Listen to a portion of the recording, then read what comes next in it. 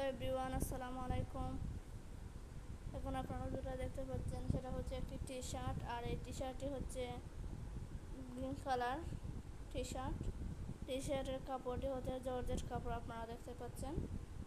আর এটার হাতা হচ্ছে হাফ হাতা, হাতার মধ্যে কিন্তু সুন্দর একটি ডিজাইন দেওয়া আছে। গাঢ় গ্রিন কালার কাপড় দিয়ে আপনারা দেখতে পাচ্ছেন বোল্ট করে, এই যে।